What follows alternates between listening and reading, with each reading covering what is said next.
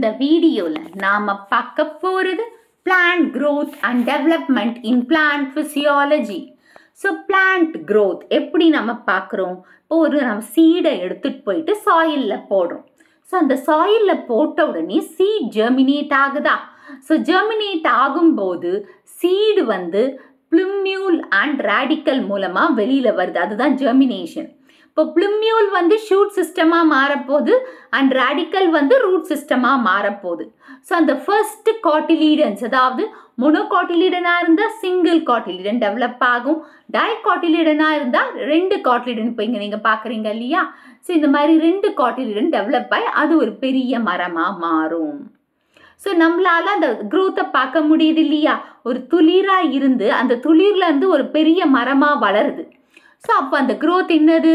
Measurable, அளக்கக்கூடியது. அமேசிங்கான ஒன்று தானே. இப்போ ஒரு சிங்கிள் மெய்ஸோட ரூட்டில் இருக்கிற அப்பிக்கல் மெரிஸ்டம் மூலமாக 17,500 செல்ஸை விட அதிக செல்ஸை டிவைட் பண்ணி ஒரு அவருக்குள்ளே கொடுக்க முடியும்.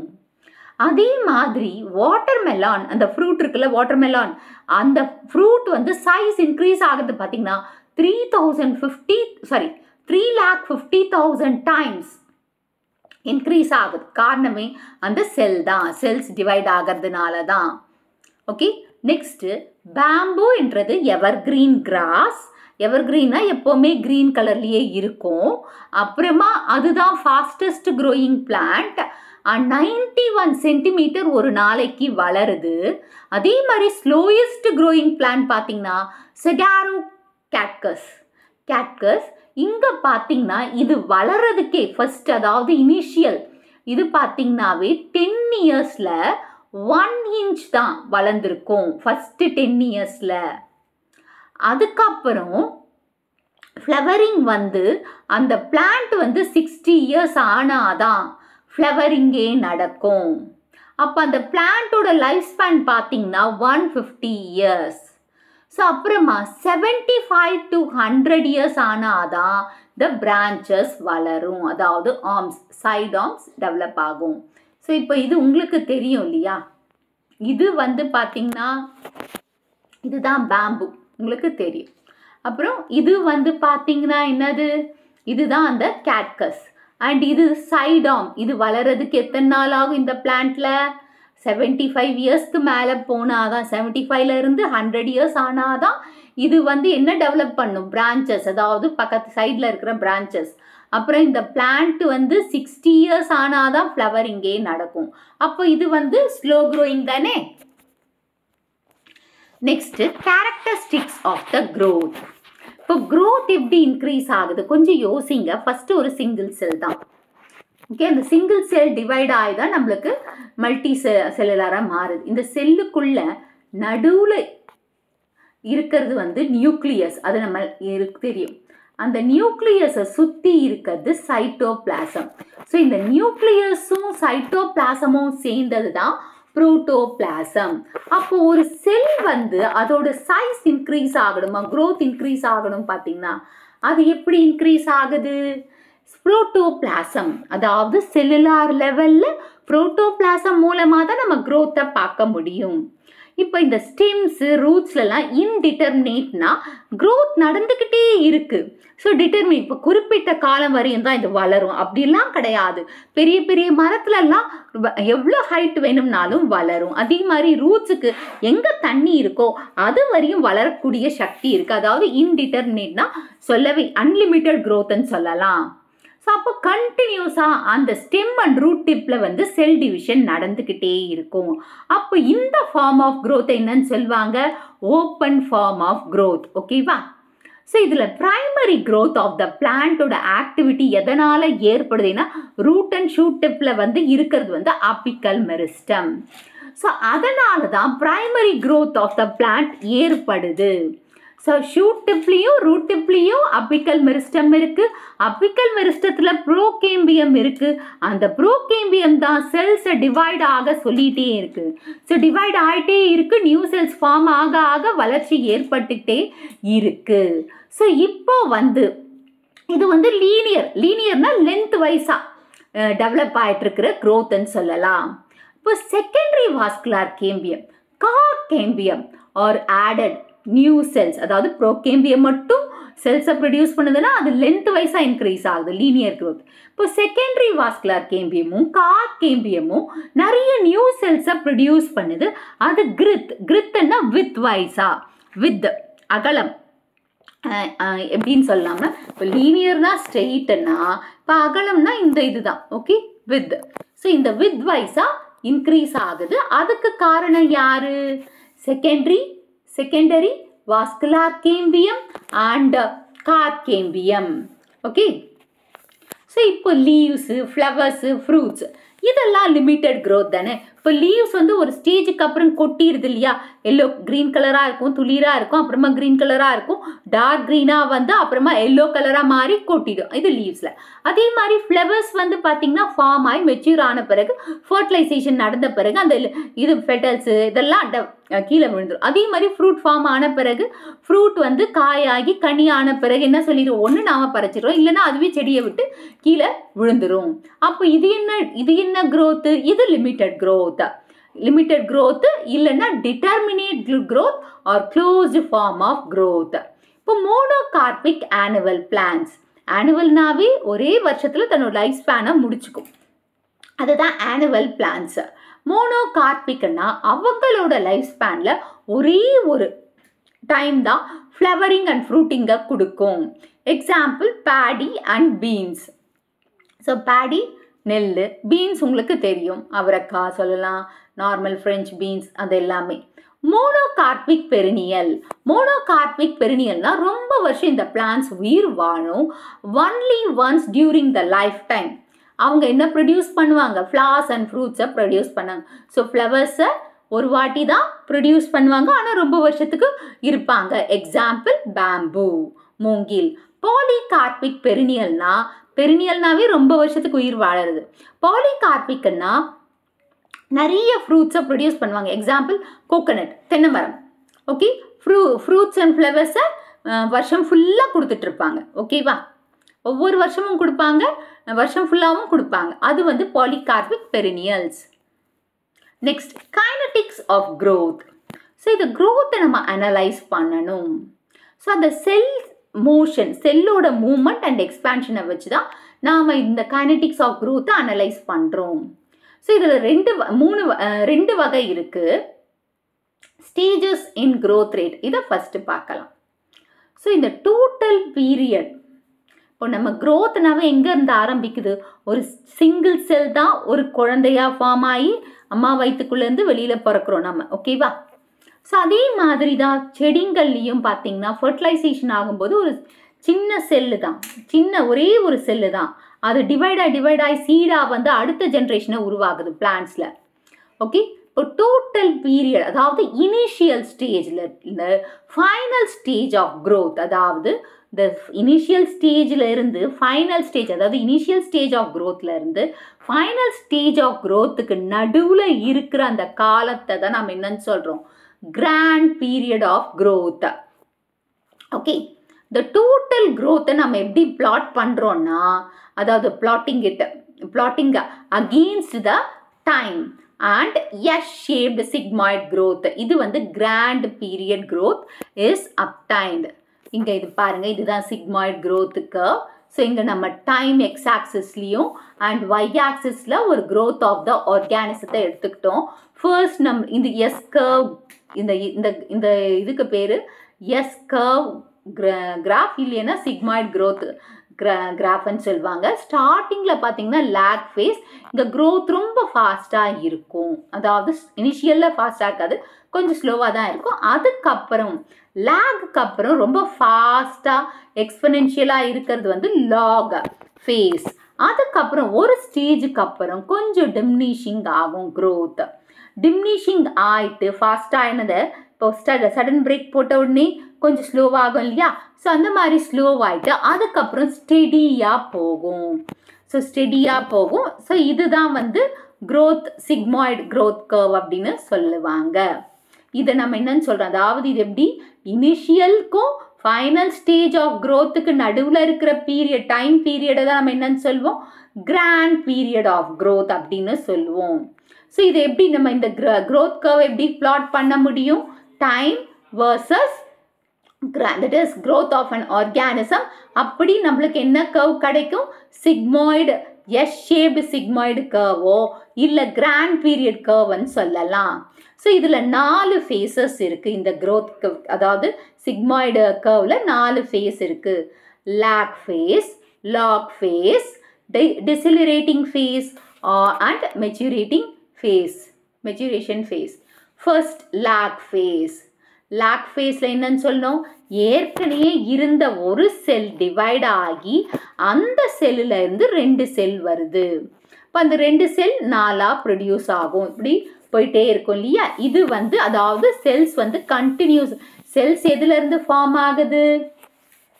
எதுலேருந்து ஃபார்ம் ஆகுது? ஏற்கனவே இருந்த செல்லில் இருந்து நியூ செல் ஃபார்ம் ஆகுது. அது ஸ்லோவாக நடக்கும். அப்போ லேக் ஃபேஸில் growth எப்படி இருக்கும்? இனிஷியல்ன்றதுனால கொஞ்சம் ஸ்லோவாக இருக்கும். அண்ட் இது எங்கே நம்ம பார்க்கலான்னா ரூட் டிப்பு, ஷூட் டிப்பு, அதாவது ஸ்டெம் டிப்பு, பிரான்ச்சஸோட டிப்பில் பார்க்கலாம். ஸோ இதை நம்ம எப்படி சொல்லலாம்? லேக் ஃபேஸை initial stage of the growth அப்படின்னு சொல்லலாம். So initial phase of the growthன்னு சொல்லலாம், இல்லை இனிஷியல் ஸ்டேஜ் ஆஃப் த growthன்னு சொல்லலாம். ஸோ வேறு எப்படி சொல்லலான்னு பார்த்தீங்கன்னா growth இந்த பீரியடில் தான் ஸ்டார்ட் ஆக போகுதுன்னு சொல்லலாம். ஸோ ஸ்டார்டிங் பாயிண்ட் ஸ்டார்ட் பண்ணி விடுறது, growth-ஐ ஸ்டார்ட் பண்ணுற பீரியட் எது? இங்கே ஃபேஸ் எதுன்னு கேட்டால் lag phase. Next log phase or exponential phase.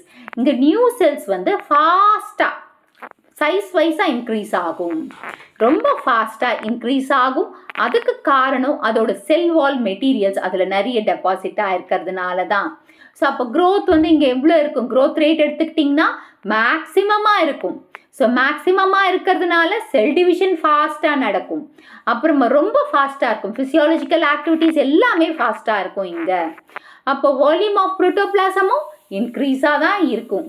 So அதிக இன்க்ரீசஸில் தான் இருக்கும். ஸோ ரேப்பிட் க்ரோத் இந்த ரேப்பிட் க்ரோத் இருக்கிறதுனால இப்போ நோடுன்னா உங்களுக்கு தெரியும், இதுதான் ஸ்டெம்முன்னு வச்சுக்கோங்க. இங்கே ஒரு லீஃபு, இங்கே ஒரு லீஃப் இருக்கு இல்லையா? ஸோ இந்த 2 நோடுக்கு நடுவில் இருக்கிற டிஸ்டன்ஸை தான் நம்ம இன்டர் நோடு.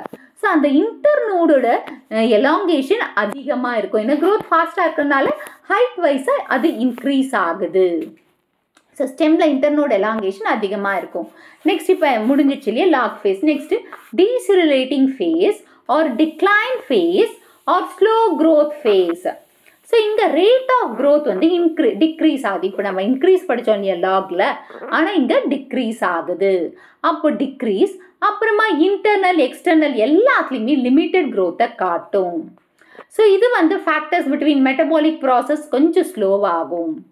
ஸோ ரொம்ப இல்லை, கொஞ்சம் லைட்டாக ஸ்லோவாகும் இந்த ஃபேஸில். அடுத்து வர phase steady state period or maturation phase. இப்போ டீசெலரேட்டிங் ஃபேஸில் க்ரோத் ஸ்லோவாகிறதுனால அவங்க ஒரு நிர்ணயத்துக்கு வந்துட்டாங்க. ஸோ இப்படி தான் இருக்கணும், ஃபாஸ்ட்டாக நடந்தது, இப்போ ஸ்லோவாகிட்டு ஸ்டெடி பண்ணிக்கணும். ஸோ இந்த ஃபேஸில் பார்த்திங்கன்னா செல் வால் ரொம்ப திக்கண்டாக இருக்கும், நியூ பார்ட்டிகல்ஸ் அதிகமாக டெபாசிட் ஆகிருக்கும். உள்ள இன்னர் சர்ஃபேஸ் ஆஃப் த செல் வாலில் நிறைய நியூ டெபாசிஷன் மெட்டீரியல்ஸ் எல்லாமே டெபாசிட் ஆகிருக்கும். அதாவது புது பார்ட்டிகல்ஸ் எல்லாமே டெபாசிட் ஆகிருக்கும். அதனால் க்ரோத் சில இடத்துல சீஸ் ஆகும். ஸோ க்ரோத் அடுத்த ஸ்டேஜுக்கு போகாமல் வளர விடாமல் சீஸ் ஆகி கான்ஸ்டண்ட்டாக மெயின்டைன் பண்ணிகிட்ருக்கும். அப்போது க்ரோத் ஸ்டாப் ஆகிறதுனால அங்கே க்ரோத் ரேட் என்ன? 0. Next types of growth rate. So இந்த க்ரோத் ரேட்டோட டைப்ஸை பார்த்தீங்கன்னா அது எப்படி சொல்கிறாங்கன்னா ஒரு யூனிட் டைமுக்கு க்ரோத் இன்க்ரீஸ் ஆச்சுன்னா அதை தான் நம்ம க்ரோத் ரேட். இப்போ ஒரு நிமிஷத்துக்கு இவ்வளோ இன்ச்சு வளருதுன்னு சொல்கிறோம் இல்லையா, அதுதான் க்ரோத் ரேட். இப்போ ஆர்கானிசத்தோட ஏதாச்சும் ஒரு பார்ட்டில் நிறைய செல்ஸ் ப்ரொடியூஸ் ஆகிட்டுருக்கு. அந்த செல்ஸ் அரித்மெட்டிக்கோ இல்லை ஜாமெட்ரிக்கோ இல்லை மிக்சடு, அதாவது அரித்மெட்டிக் ஜாமெட்ரிக் கலந்து நடக்கிறதுனாலும் இருக்கலாம். இப்போ அரித்மெட்டிக்னாவே என்ன? இப்போ நான் சொல்கிறேன் சிம்பிளாக, அப்புறமா பார்க்கலாம். இது ஒரு செல்லுன்னு எடுத்துக்கோங்களேன். இந்த செல்லில் அடுத்த ரவுண்ட் போகும்போது 2ஆக பிரியுது. ஸோ இந்த 2ஆக பிரியுதா? ரெண்டாக பிரியும் போது இந்த ஒரு செல் மட்டும் திரும்பவும் டிவைட் ஆகும். ஆனால் இது பாடி செல்ஸாக போயிட்டு பாடி செல்ஸாக டிஃப்ரென்ஷியேட் ஆகி அதோட ஃபங்க்ஷன் அப் ஆகும். திரும்பவும் இந்த ஒரு செல் மட்டும் டிவைட் ஆகும். ஸோ டிவைட் ஆகும், இது வந்து டிவைட் ஆகும், மற்ற ரெண்டு பாடி செல் இங்கே ப்ரொடியூஸ் ஆகும். ஓகேவா? ஸோ இந்த மாதிரி அரித்மெட்டிக் மெத்தடில் நடக்கும் growth ரேட்டு. ஓகே, ஸோ இப்போது அரித்மெட்டிக் growth ரேட் வந்து இப்போ length of the plant organ plotted against time, it shows linear curve and this growth is called arithmetic growth. இப்போ வந்து பிளான்ட்டோட லென்த் தான் இங்கே ஹைட்டுன்னு சொல்லியிருக்காங்க, இங்கே டைம். இதை வச்சு நம்ம கொடுத்தோம்னா இந்த என்ன கர்வ் காட்டுது, லீனியர்னா ஸ்ட்ரெயிட்டாக போயிட்டுருக்கு. அப்போ இதை என்ன நம்ம சொல்வோம், இதை தான் நம்ம என்னன்னு சொல்வோம், arithmetic growth rate. Okay, so இப்போ லென்த்து ஒரு பிளான்ட்டோட ஆர்கனோட லென்த்துக்கும் அதோட டைமுக்கு, அதாவது க்ரோத்தோட டைமுக்கும் வச்சு பார்த்தோம்னா லீனியர் கர்வ் வரும். லீனியர்னா ஸ்ட்ரெயிட்டாக வரும். அந்த இங்கே வந்திருக்கு இல்லையா, இந்த மாதிரி அந்த கர்வ் தான் லீனியர் கர்வ். ஸோ அதை வந்து அரித்மெட்டிக் க்ரோத்ன்னு சொல்லுவாங்க.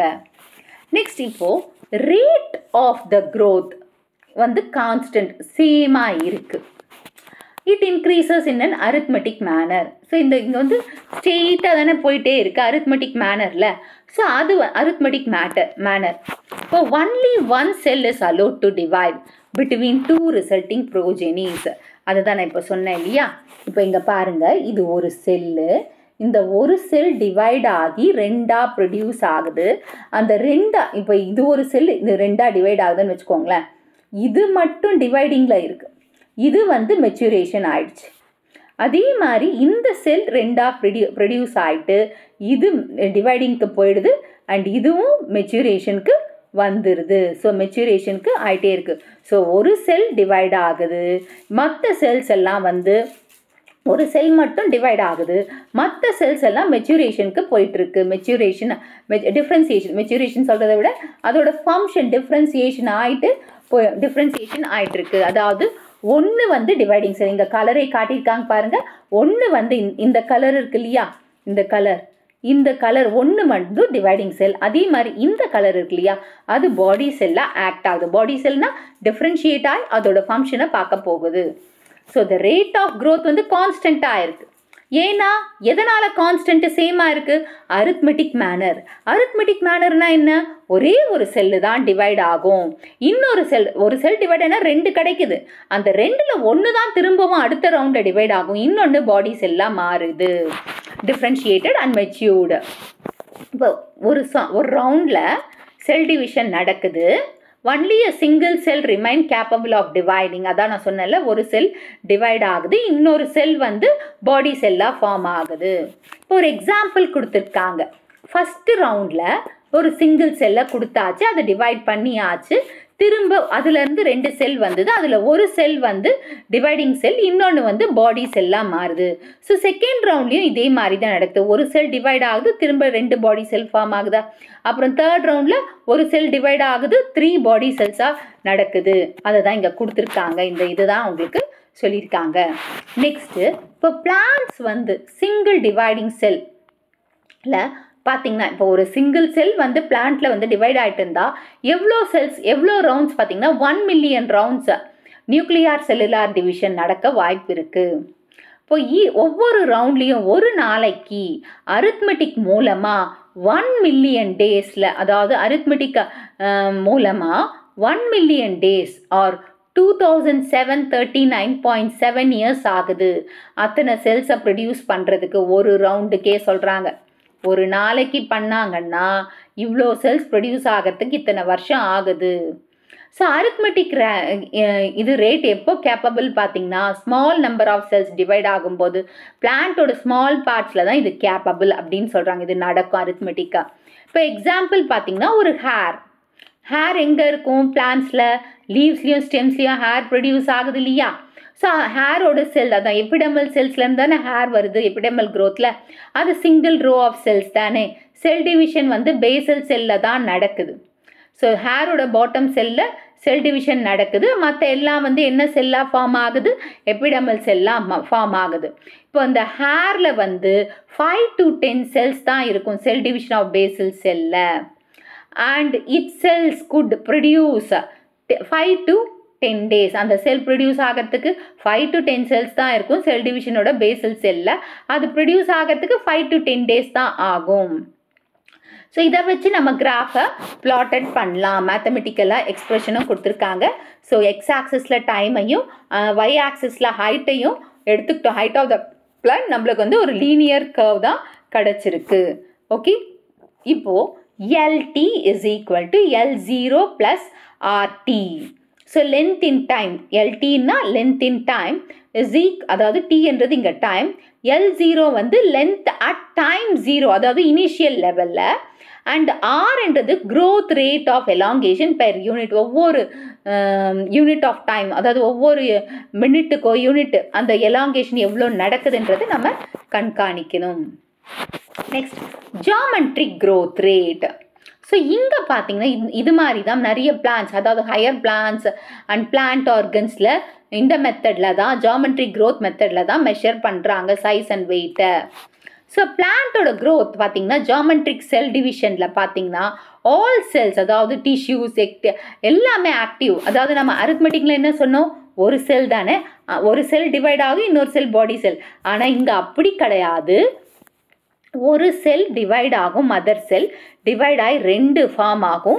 இந்த 2 4 ஆகும், 4 8 தட் இஸ் 4 16 ஆகும். இந்த மாதிரி டைரக்ஷனில் தான் இந்த மாதிரி அதாவது 1 cell divides 2, 2 cells divides 4, 4 cells divides 8, 8 cell divides 16, 16 divides அப்படியே போய்ட்டே இருக்கும் 32 செல்ஸ். ஸோ ஒவ்வொரு செல்லும் வந்து 2 செல்ஸை ப்ரொடியூஸ் பண்ணி அந்த 2ம் டிவைட் ஆகும். ஸோ எக்ஸாம்பிள் பார்த்தீங்கன்னா ரவுண்டு 3ல் வந்து 8 செல்ஸ். அப்போ 2 into 2 to the power of 3 cube இல்லையா is equal to 8 cells. After 20 rounds, 20 roundsல 220 is equal to 1 அதாவது 2 to the power of 20 அதாவது நம்ம 2 to the power of 20 இப்படி பண்ணோம் is equal to 1 0 4 8 5 7 6 cells produce ஆகும் நம்மளுக்கு இந்த ஜியாமெட்ரிக் ரேட்டில். So large plants or animal parts are produced by this way. So இந்த ஜியாமெட்ரிக் மெத்தடில் தான் அனிமல்ஸு பிளான்ஸ் அதாவது லார்ஜ் ஹையர் பிளான்ஸாக இருக்கட்டும் அனிமலோட பார்ட்ஸாக இருக்கும் இந்த மெத்தடில் தான் ப்ரொடியூஸ் ஆகுது. இது ஒரு காமன் இன் அனிமல்ஸ்.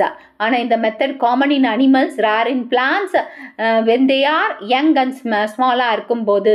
அதாவது பிளான்ஸில் யங்கர் ஸ்டேஜில் வந்து அரித்மெட்டிக் இதில் நடக்குது. அப்புறம் பெரிய பிளான்ஸில் தான் அதாவது வளர்ந்த பிறகு ஹைட்டில் தான் வந்து இந்த மெத்தட் நடக்குது. So exponential growth curve can be expressed as W1 is equal to WOE to the power of RT.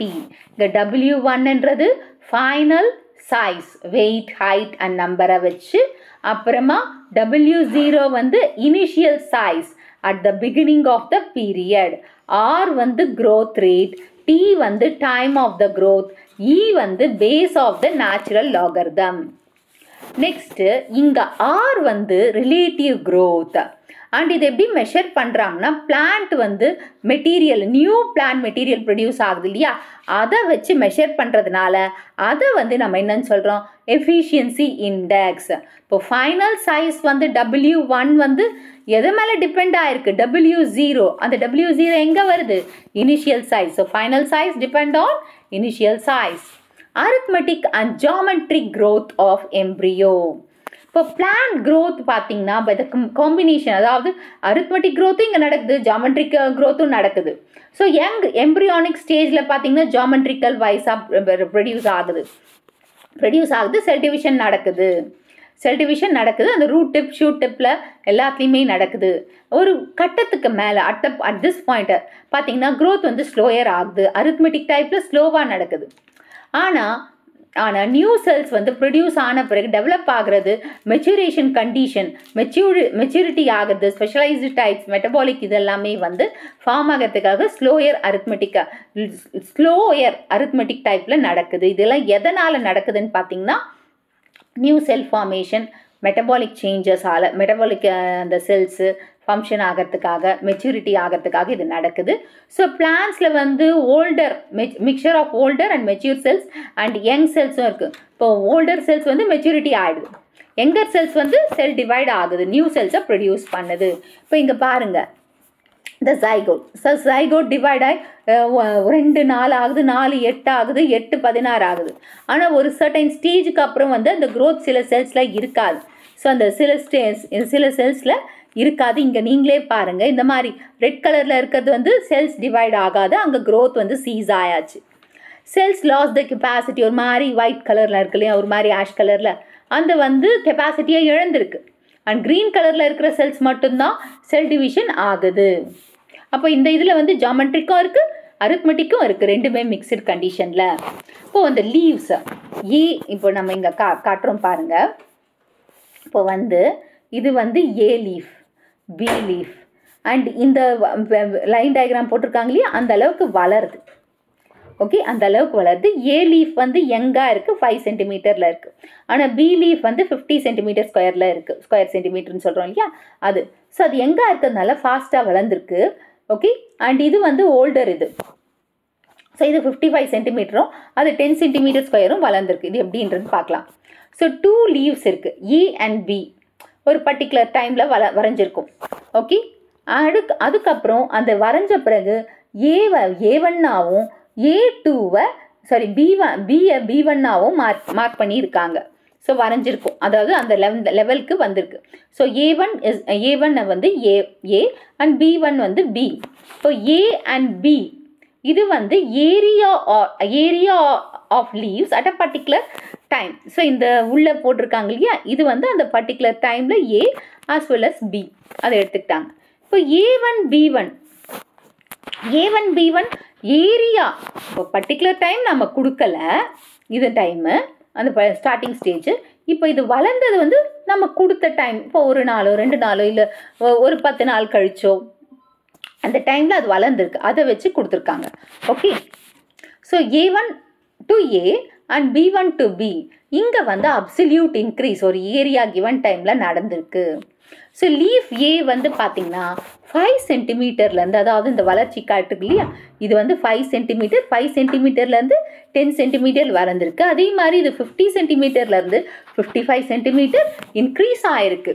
அதை தான் இங்கே சொல்லியிருக்காங்க. ஸோ ஏ வந்து 10 சென்டிமீட்டர், அதாவது 5லேருந்து 10 சென்டிமீட்டர் ஸ்கொயர் சென்டிமீட்டர் இன்க்ரீஸ் ஆகிருக்கு குறிப்பிட்ட டைமில். அண்ட் லீஃப் பியும் 50 சென்டிமீட்டர்லேருந்து 55 சென்டிமீட்டர் ஸ்கொயர் அந்த குறிப்பிட்ட டைம் வரையும் வளர்ந்துருக்கு. இப்போ both leaves A and B increase their area by 5 centimetre. So ரெண்டுமே 5 சென்டிமீட்டர் வளர்ந்துருக்கு. அப்போ அந்த க்ரோத்தை நம்ம என்னன்னு சொல்லுவோம், அப்சல்யூட் க்ரோத். ரிலேட்டிவ் க்ரோத் எதில் ஃபாஸ்டராக இருந்திருக்கு, ஏ. பிகாஸ் ஏன்னா அது இலை பார்த்தீங்கன்னா எப்படி இருக்குது, இதில் தான் ஃபாஸ்ட்டாக இருந்திருக்கு, ஏன்னா துளிராக இருந்திருக்கு, அதனால ஃபாஸ்ட்டாக வளர்ந்துருக்கு. ஸோ அந்த சைஸ் வந்து இனிஷியல் ஸ்மால் சைஸ் வந்து அதாவது ஃபாஸ்டராக இருந்தது.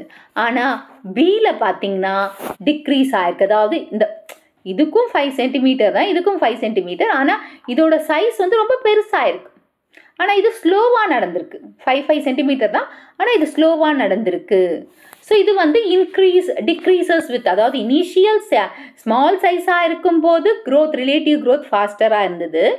அதுக்கப்புறம் மெச்சூர் ஆன பிறகு அதோட சைஸ் அதாவது டிக்ரீஸ் வித் டைம், அந்த சைஸ் வந்து சைஸ் இன்க்ரீஸ் ஆக ஆக டிக்ரீஸ் வித் டைம்னு சொல்லியிருக்காங்க. அப்புறம் மெஷர்மெண்ட் ஆஃப் க்ரோத். இப்போ நம்ம க்ரோத்தை ஒரு பிளான்ட்டில் எப்படி மெஷர் பண்ணுறோன்னு பார்த்தீங்கன்னா, ஆர்க் ஆக்ஸ்னோமீட்டர் இல்லைன்னா லீவர் ஆக்ஸ்னோமீட்டரை வச்சு இந்த மாதிரி பண்ணுறது தான் வந்து ஒரு ஃபார்மலான க்ரோத் மெஷர்மெண்ட்டு. இப்போ நம்ம என்ன பண்ணுவோம் பார்த்தீங்கன்னா, இப்போ ஒரு செடியை நீங்கள் வைக்கிறீங்க, அதோட ஹைட்டை மெஷர் பண்ணுறதுக்காக போயிட்டு பென்சிலில் மார்க் பண்ணிட்டு வரீங்க, பென்சிலில் சாக்கு, மழை பெஞ்சு அது அழிஞ்சிரும். நெக்ஸ்ட் டே போகும்போது உங்களுக்கு அது தெரியாது. ஆனால் இந்த லீவர் ஆக்ஸ்னோமீட்டரோ இல்லை ஆர்க் ஆக்ஸ்னோமீட்டரை வச்சு நீங்கள் பண்ணிங்கன்னா ஈஸியாக இருக்கும். இப்போ என்ன பண்ணலான்னா, இந்த ஒரு பாட்டட் பிளான்ட் எடுத்தாச்சு. அந்த பாட்டட் பிளான்ட்டில் இது ஆர்க் ஆக்ஸ்னோமீட்டர் பார்த்தீங்கன்னா ஒரு ஸ்டாண்டு, அதில் வந்து பார்த்தீங்கன்னா இந்த ஆர்க்கில் வந்து ஸ்கேல் இருக்குது, அந்த ஸ்கேலில் வந்து கிராஜுவேட்டட் ரீடிங்ஸ் இருக்குது. அண்ட் இது வந்து புள்ளி, இந்த புள்ளியில் இருந்து பார்த்தீங்கன்னா ஒரு பாயிண்டர், அந்த பாயிண்டர் வந்து இந்த கிராஜுவேட்டட் ஸ்கேல்ஸ் மேலே மூவ் ஆகிட்டு இருக்கிற மாதிரி இருக்கும். அண்ட் இது வந்து ஸ்டாண்ட், அதை ஃபிக்ஸ் பண்ணுறதுக்காக வச்சுருக்காங்க. இப்போ இந்த செடியில் ஒரு த்ரெட்டை கட்டிடும், அதோட டிப்பில் வந்து ஒரு பக்கம் த்ரெட்டும் இந்த பக்கம் வெயிட்டும் கட்டி வச்சாச்சு. வச்சுட்டு நீங்கள் இன்னைக்கு கட்டி வைக்கிறீங்கன்னு வச்சுக்கோங்க. வச்சுட்டு ஒரு 2 days கழித்து போயிருந்ததுன்னா இந்த புள்ளி வந்து கீழே இறங்கி இருக்கும். ஸோ இறங்கும்போது இந்த பாயிண்டரோட ரீடிங்ஸ் வந்து இப்போ நீங்கள் மார்க் பண்ணி வச்சுட்டு போயிருப்பீங்களே, இப்போ 0ல் இருக்குன்னு வச்சுக்கோங்களேன். ஸோ அந்த மார்க் பண்ண இப்போ 2 days கழித்து போய் பார்க்கும்போது அந்த பாயிண்டர் வந்து கீழே இறங்கியிருக்கும். ஸோ 0ல் இருந்து ஒரு 2 or 3க்கு இறங்கி இருக்கும். அப்போ உங்களுக்கு என்ன தெரியுது? இந்த செடி வளர்ந்துருக்குன்னு தெரியுது. அதை நம்ம எப்படி மெஷர் பண்ணுறோம் பார்த்தீங்கன்னா, எப்படி மெஷர் பண்ணுறோன்னு பாருங்கள். Actual growth in length is equal to distance traveled by the pointer. இப்போ பாயிண்டர் எவ்வளோ டிஸ்டன்ஸு? 0ல் இருந்து ஒரு 20 அப்படின்னு வச்சுக்கோங்களேன், 20 inches இல்லை 2 inches கூட வச்சுக்கோங்க for example. And radius of the புள்ளி, இந்த புள்ளியோட ரேடியஸ் பாதி divided by the length of the pointer. அப்போது இந்த பாயிண்டர் இங்கே 0ல் இருந்து எவ்வளோ, 0ல் இருந்து ஒரு 20 inches வளர்ந்துருக்குன்னு வச்சுக்கோங்க. அப்புறமா into radius of the pointer, இதோட ரேடியஸ் ஆஃப் த புள்ளி, பாயிண்டர் இல்லை புள்ளி, divided by the length of the pointer. அப்படி டிவைட் பண்ணால் நம்மளுக்கு என்ன கிடைக்கும்? கரெக்டான பிளான்ட்டோட லென்த் எவ்வளோ வளர்ந்துருக்குன்னு தெரியும். இப்போ நம்ம இதை லைன் பை லைனாக சொல்லிடுறேன். ஆர்க் ஆக்சியோமீட்டர். ஸோ இது வந்து இன்க்ரீஸ் த லென்த், அதாவது ஸ்டெம் டிப் எப்படி இன்க்ரீஸ் ஆகுது அதை இந்த ஆர்க் ஆக்சியோமீட்டரை வச்சு யூஸ் பண்ணலாம். ஒரு ஸ்மால் புள்ளி ஆக்சிஸ் இருக்குது. அண்ட் ஸ்மால் புள்ளியில் வந்து ஒரு ஸ்லைடிங், அதாவது ஸ்லைடிங்னா மூவ் ஆகுற, அதாவது ஸ்ட்ரெயிட்டாக இல்லாமல் ஒரு க்ராஸாக இருக்கிற ஸ்லைடிங் பாயிண்டர் இங்கே இருக்குது. த்ரெட்டை அதோட கட்டியாச்சு. த்ரெட்டை வந்து டைட்லி கட்டிட்டு இந்த புள்ளியில் பாஸ் பண்ணுற மாதிரி இன்னொரு பக்கம் வெயிட்டை வச்சும் கட்டியாச்சு. கட்டின பிறகு ரீடிங்ஸை நம்ம நோட் பண்ணிக்கணும். இப்போ ரீடிங்ஸ் உங்களுக்கு கொடுத்துருக்குற எங்கள் ரீடிங்ஸை மட்டும் சேம் நான் சொன்னது தான். இப்போ distance travelled by the pointer பார்த்தீங்கன்னா, அதாவது கட்டிட்டு ஒரு 2 days கழித்து பார்க்குறீங்க. Distance travelled by the pointer வந்து 10, ரேடியஸ் ஆஃப் த புள்ளி வந்து 4 inches, length of the pointer வந்து 20 inches. இப்போ கேல்குலேட் பண்ணுங்கள். Distance travelled by the pointer என்ன போடுவீங்க? 10 போடுவீங்களா? ரேடியஸ் ஆஃப் த புள்ளி என்ன? 20. ரேடியஸ் ஆஃப் த புள்ளி வந்து 4 inches, length of the pointer தான் 20. அப்போது 10 into 4 divided by 20. So 40 divided by 20 வந்து 2 inches வளர்ந்துருக்கு. ஓகேவா? இந்த வீடியோ உங்களுக்கு பிடிச்சிருக்கும், புரிஞ்சிருக்கும்னு நினைக்கிறேன். இந்த வீடியோ உங்களுக்கு பிடிச்சிருந்தா ஒரு like, share, subscribe to science easy tech channel. என்னோட பழைய வீடியோ லிங்க் டிஸ்கிரிப்ஷன் பாக்ஸில் கொடுத்துருக்கேன். நீங்கள் என்ன போய் பாருங்கள். ஏதாச்சும் டவுட்ஸ் இருந்தால் கமெண்ட் பாக்ஸில் போடுங்க.